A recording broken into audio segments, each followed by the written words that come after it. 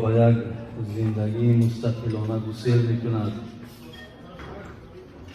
از نام خودم، از نام همه شما باشندگان این محفل، این مجلس تبریک و تهنیت میگوییم و دعاگو هستم که الله مهربان از پشت این خرسندی با خرسندی ها را در خاندان برادر ما نصرت را همیشه پایدار نگه دارد. خدوم این خواهر ما را هم در خاندانشان مبارک و خیر بگرداند. برادر ما مظفرم که خیش و تباری با برادر ما نصرت الله کردند. الله مهربان این برادر ما را هم تویشان مبارک و خاندان اینها هم برقرار و بردوام نگه دارد. اهل مجلس ما هم این ساعتها را انتظاری دارم که در فرزنداتان که در نبیرهاتان الله مهربان شما را هم موفق و میسر بگرداند. الله مهربان بازم دعاگو هستیم که ابوبکر که بسیار یک وقتی ابوبکر میگوی پیش چشمت جناب ابوبکر میاد و زندگی ابوبکر میاد. خدا کند که یک شمع هم که باشد همون زندگی با لذت و زندگی که حقیقتا یک کیفیت داشت و دارد که ما و شما امروز از اون محروم ماندگیم از حساب فعل بدمان، زبانهای بدمان. خدای مهربان دادن ما را هم یک شمع هم که باشد نصیبش گرداند. برادران عزیز و گرامی، در اینجا من حضرت استاد از آداب آغاز کردن میخواستم سر اول از شمس تبریزی من برای شما یک مصرع های خوانم تا به یگان همین بزرگای خودمان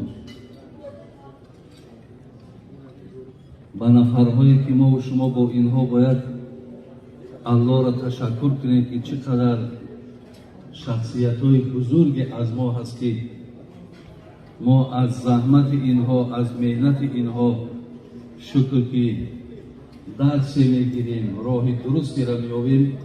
من برای شما قرائت میکنم. پیش ارباب خرد مایه ایمان ادب است.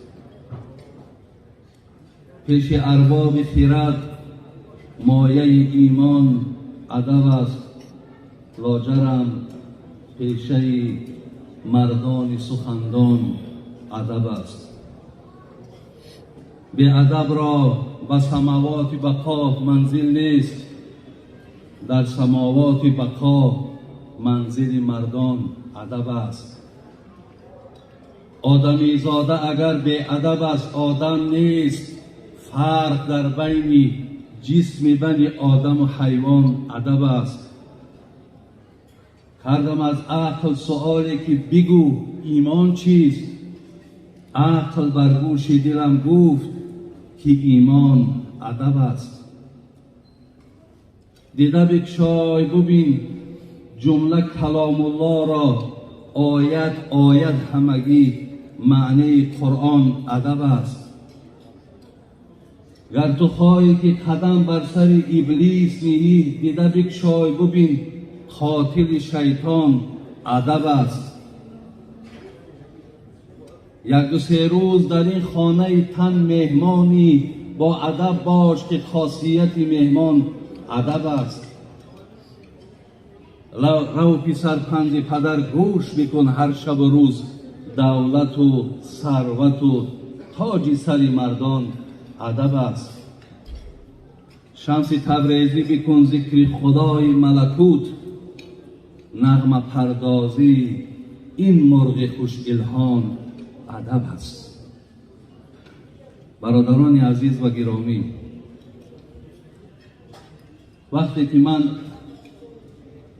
مصرع های خیلی بلندی شمس تبریزی میخوانم یا عبدالرحمن جامی میخوانم یا شیخ سعدی میخوانم یا از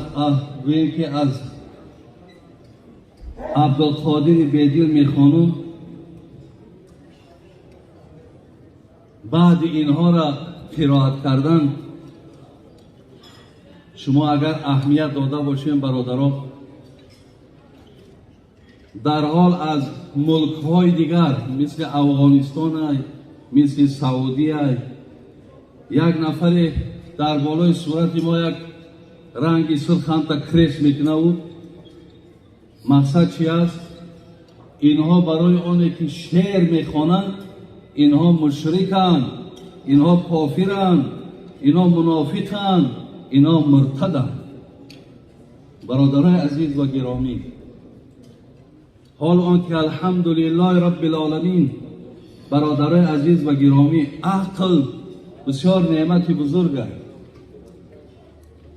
حرکت کنه که برادرای عزیز، این دزدها اینها دزدند، اینها عقلهای شما را ندزدند. دزد خیلی میشود. دزدی است که هم تلفنی مرا میدزدد، دزدی است که عقلی مرا میدزدد. شما بینید که وقتی یک کس تلفنی مرا میدزدد اینقدر حقارتش میکنن، نفری که عقل ما را میدزدد او را احسن میگه آفرین، بهترین سخن گفت. از این لحاظ برادران عزیز و گرامی، در این مسئله چگونه که استاد اگرچه یک اشاره هم کردن، ولی من برای شما میگویم در این مسئله خیلی امروزا با احتیاط باشیم. ما الحمدلله که مسلمان هستیم. هر کسی که این تمغه ها را مقصد در راستی هر کسی که روا میبیند، برادرای عزیز، در نسبت اونها ما باید که هیچ وقت گمانی نیک نداشته باشیم. خود شما اگر در اینترنت ها نگاه کنید، ابو بسیار است، ابو مریم، ابو سهیل، ابو مثال یک بدبخت دیگر برامای ابو محمد مدنی. من اول نمیدونستم، من فکر میکنم این جوگیه برای تاجیکی رسول قبلا نمیتونست. این بعد میفهم که از همین عشق بده است، از تاجیک خود آمده است که امروز در تاجیکستان ما یگان نفر برادرای عزیز از روی عقیده این آدم مسلمان وجود ندارد. اگر گوش کرده باشین، کسی گوش کرده است او کس میدانه ایست. ولی من برای شما میگم که خیلی عقیده خطرناک است برادران عزیز و گرامی. و این شخص من وقتی رفتم همون عشق رفتم پانغاز، خدا رحمت کنه بابای داملا عبدالرحیم پانغازی بود، در همین دوره کرونویروس از دنیا گذشت.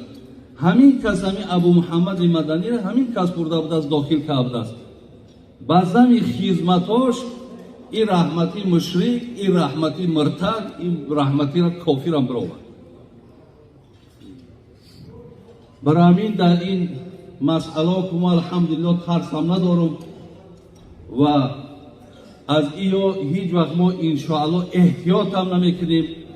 من شکر خدای مهربان خودم مسئول احساس میکنم، همچون مسئول میدانم که از چیزی که میفهم و میدانم باید مردم من باید خبر کنم، برادر است آگاه کنم. شاید میگو اژدهای خفته در چاه میرود جانب او اعمای، تو که دیده خبر نمیسازی، با مسلمانی از چی میسازی؟ من وقتی میبینم که مردم رفته است در یک چای حلاکت بزنند، میروند مقصد در یک خطرهای روبرو میشوند، چرا مردم آگاه نکنم؟ حالا که برادران عزیز شما میتونید، من ادرس تون میتونم، من شما را مقصد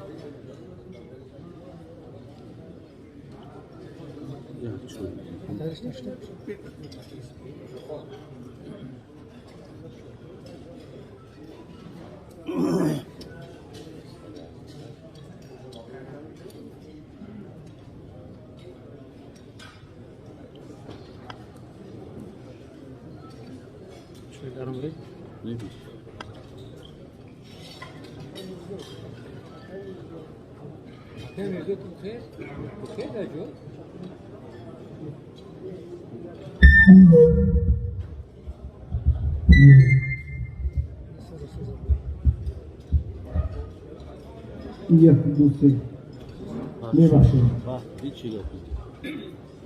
در زمانهای پیامبرمان برادر عزیز حدیث امام بخاری را ببینید 3610 رقمش را ببینید. یک نفر آمد حضرت مال غنیمت تقسیم میکرد به نام هرقوس ابن زهیر سعدی.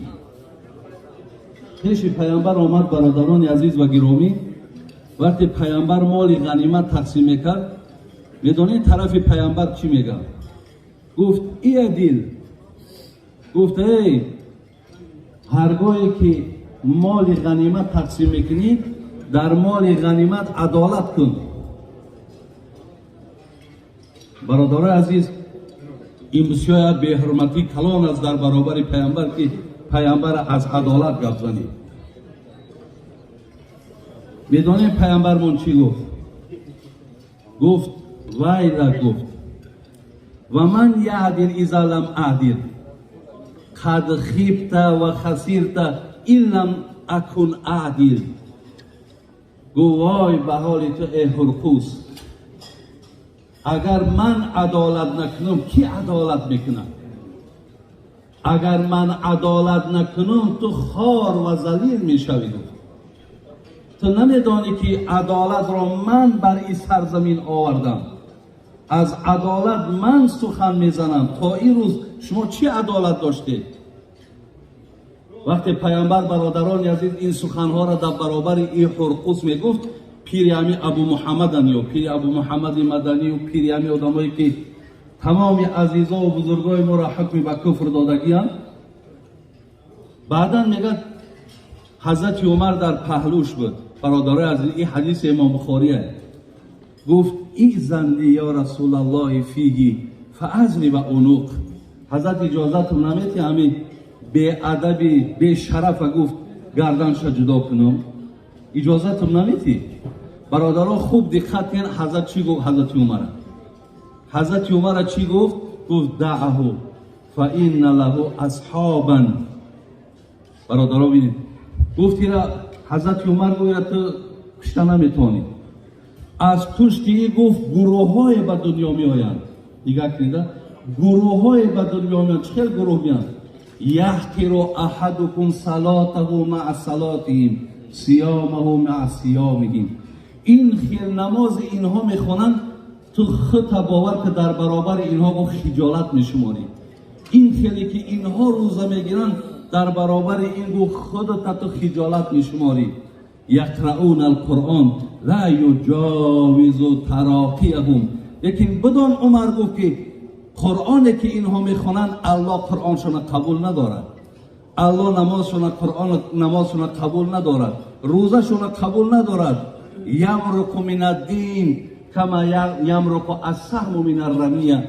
گفت اینا از دین آنچنان خارج شدن که مثل تیر از درون کمان. برادرای عزیز انامون گروهی که گومه برای در دوره حضرت علی برآمدند. حضرت علی اینها را نابود کرد.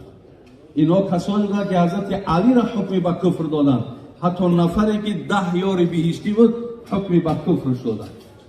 برای همین برادران عزیز ما از کافر گفتن اینها، از مشرک گفتن اینها الحمدلله رب العالمین الله مهربان ما سپاسگزاری میکنیم که ما زمان مردم نصیحت میکردیم، تعلیم میکردیم که اینها در کدام قور گوره بودن، اینها حتی وجود نداشتند. برای همین خیلی در این مسئله را برای چی من برادرای عزیز برای شما آگاه کردم؟ به خاطر که بسیاری برادرای ما مردم تاجیک ما بسیار مردم خوبیم، کمتر مردم ساده ایم، بسیار مردم مقصد زود باوری. در او مقصد هر یک آدمی که یک آیت قرآن میخونه، حدیث میخونه، تحقیق نکرده. حتی ببینید حضرت عمر در امام بخاری میارش میگه که میدونی که همین نفرایی را که حاضر من گفتم چه آدمن آیاتی نزلت علی الکفار فجعلوها علی المؤمنین. گفت اینها گروهی هستند که آیتایی که در راست کافرها آمدگن در مسلمان ها نسبت شدند. یقتلون اهل الاسلام یدعون اهل الاوثان. اینا کسانی هستند که مسلمان ها را میکشند، غیر مسلمان ها در کار ندارند. از آن جمله عبدالله ابن خباب با زنش وقتی می اومد زنش حامله‌دار بود. او درباره حضرت علی چی عقیده داری؟ و حضرت علی چی عقیده دارم؟ داماد پیامبر است. چی عقیده دارم؟ 10 یار بهشتی است. میگه حضرت همون عبدالله بن خباب قتل کردن. با الله قسم برادرها در کتاب میارد زنی او را قتل کردن. میگه شکمی کودک بیرون برآوردگی را حتی گردنش هم میگه زدن. اینقدر اینها مقصد برادرها در ریزاندن خون ما و شما بگیم که حلال میدانند و جایز میدانند. برای همین خیلی برادرها از احتیاط کنین نسبت مذهب خودمان، نسبت آن چیزی را که الله مهربان رحمت چون کند زحمت بسیار کشیدن از قرآن از حدیث برای ما و شما استدلال استنباط ها آوردن. ما و شما از اینها برادرها پیروی کنیم و چگونه که داملا هم از بزرگا و عزیزای ما و شما هم یادآوری شدن همیشه مثال قدردانی کنیم به قدر همه این عزیزای خدا رسیم. جای افتخار است برادرای عزیز که ما این خیل شخصیت ها این خیل عزیزای بسیاری داریم که از پشت اینها ما میتونیم برادرای عزیز فخر کنیم. یک روز یک مقاله را خواندم درباره همین پوتین، همین مرد که همین رهبر بگیم روسیه را وقتی میپرسنش که تو همین حالتهایی که اگر غمگین شای کدام کتاب بیشتر مطالعه میکنی؟ میگه کتاب عمر خیام. وقتی اگر غمگین میشم کتاب عمر خیام من مقصد میگیرم مطالعه میکنم. حالا که عمر خیام برادر اولی با بروسی پیرواد کردن اگر با همون لهجه شیرین تاجیکی این مردک میفهمید و میخوند یا خدا دانه در مکتبا حتی درسیش میکرد. وقتی میخوند که دانی که پندیدی همت اگر به من داری گوش از بحر خدا جامعه تزویر مپوش دنیا همه ساعت و عمر تو دمی از بحر دم عمر ابد را مفروش. هرگاهی که انسان اینها را میخونه برادرای عزیز معنای اینها را چه لذت زیاد میبریم ما عزیز. اما را از افغانستان ابو محمد است که است ابو عبیدالله متوکل است یک و کدام عبدالظاهر داعی است. میگن مولانا مولای روم عمر خیام اینا همه میگن مشرکن همه اینا کافرن.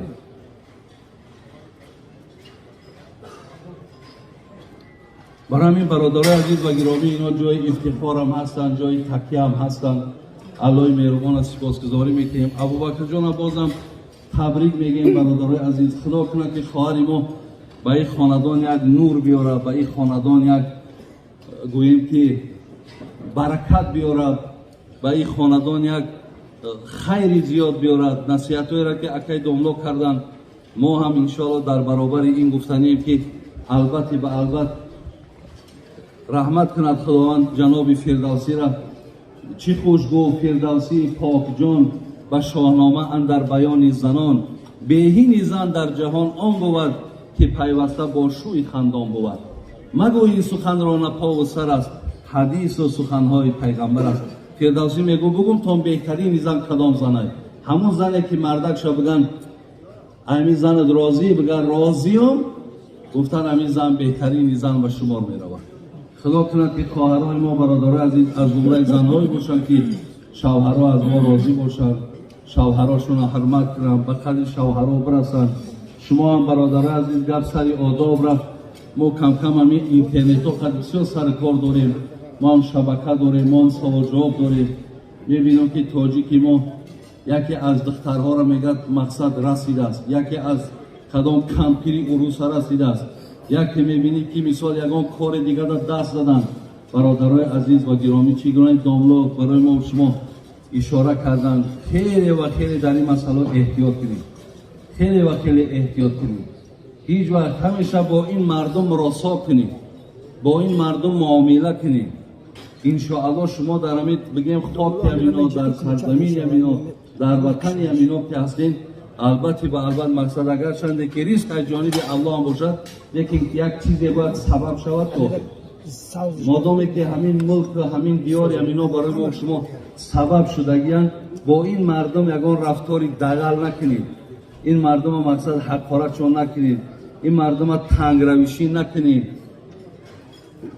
یعنی اینها انشاءالله ما با همین خصلت‌هامون هم با همین رفتارامون هم خدا خواهد با در دل امینا ما و شما البته جا میگیریم برادران. الله همه شما را نگهبان باشد، تنتان صحت نگه دارد، بی درد و بی غم باشین.